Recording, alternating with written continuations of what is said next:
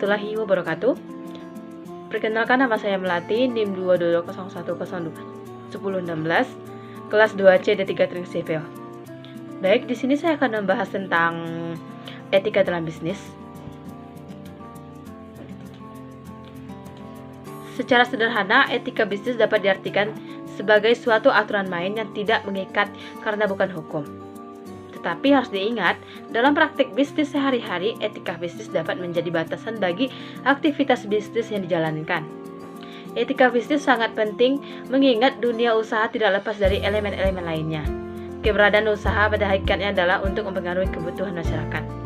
Bisnis hanya tidak mempunyai hubungan dengan orang-orang maupun badan hukum sebagai pemasok, pembeli, penyalur, pemakai, dan lainnya. Masalah dalam etika bisnis, yang pertama ada suap. Suap adalah tindakan berupa menawarkan, memberi, menerima, atau meminta sesuatu yang berharga dengan tujuan mempengaruhi tindakan seseorang pejabat dalam melaksanakan kewajiban publik. Selanjutnya ada paksaan. Paksaan adalah tekanan, batasan, dorongan dengan paksa atau dengan menggunakan jabatan atau ancaman. Paksaan dapat berupa ancaman untuk mempersulit kenaikan jabatan, pemecatan, atau penolakan industri terhadap seseorang individu. Selanjutnya ada penipuan. Penipuan adalah tindakan memperdaya, menyesatkan dengan sengaja dan mengucapkan atau melakukan kebohongan. Selanjutnya, diskriminasi tidak jelas. Perlakuan yang tidak adil atau penolakan terhadap seseorang tertentu yang disebabkan oleh ras, jenis kelamin, kewarganegaraan atau agama. Suatu kegagalan untuk memperlakukan semua orang dengan setara tanpa adanya perbedaan yang beralasan antara mereka yang disukai atau tidak. Pentingnya etika dalam bisnis. Perubahan perdagangan dunia menuntut segera dibenahinya etika bisnis agar tatanan ekonomi dunia semakin membaik. Sebagai bagian dari masyarakat, tentu bisnis tunduk pada norma-norma yang ada pada masyarakat.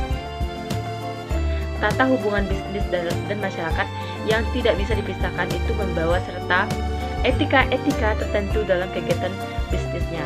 Baik etika itu antara sesama pelaku bisnis maupun etika bisnis terhadap masyarakat dalam hubungan langsung maupun tidak langsung.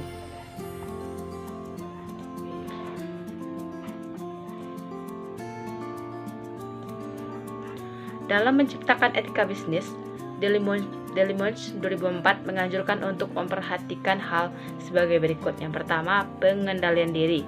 Artinya, pelaku-pelaku bisnis mampu mengendalikan diri mereka masing-masing untuk tidak memperoleh apapun dari siapapun dan dalam bentuk apapun. Selanjutnya, pengembangan tanggung jawab sosial. Pelaku bisnis di sini dituntut untuk peduli dengan keadaan masyarakat, bukan hanya dalam bentuk uang, dengan jalan memberikan sumbangan, melainkan sebuah kompleks lagi. Selanjutnya, mempertahankan jati diri. Mempertahankan jati diri dan tidak mudah untuk terombang-ambing adalah pesatnya perkembangan informasi dan teknologi adalah salah satu usaha menciptakan etika bisnis.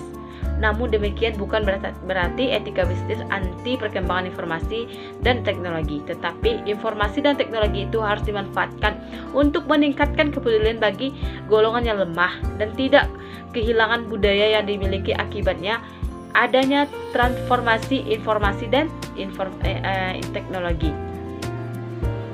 Menciptakan persaingan yang sehat.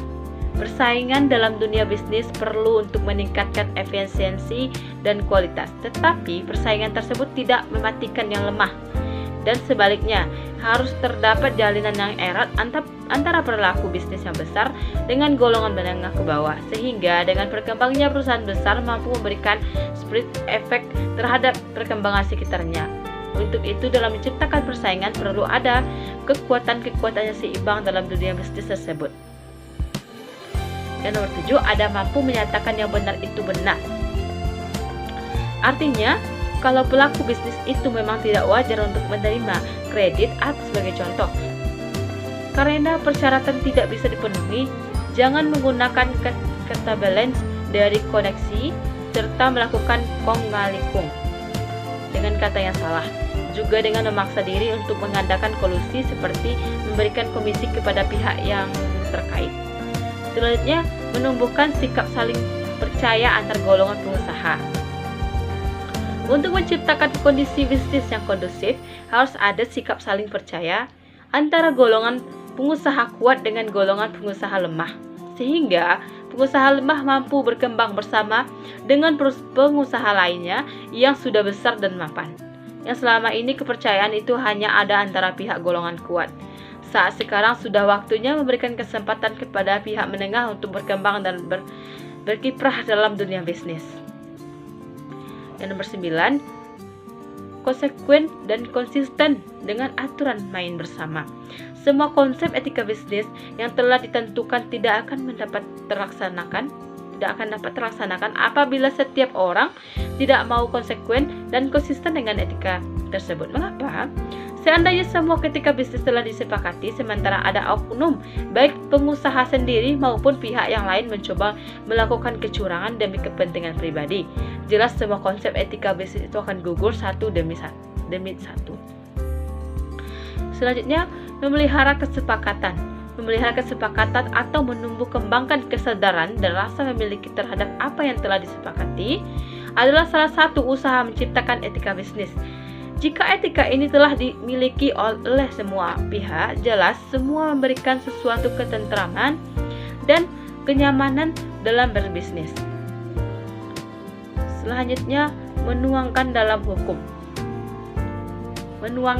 dalam hukum positif. Perlunya sebagian etika bisnis dituangkan dalam suatu hubungan positif atau hukum positif yang menjadi peraturan perundang-undangan dimaksudkan untuk menjalin kepastian hukum dari etika bisnis tersebut, seperti proteksi terhadap penguasa lemah. Mungkin sekian penyampaian dari saya. Banyak maaf. Assalamualaikum warahmatullahi wabarakatuh.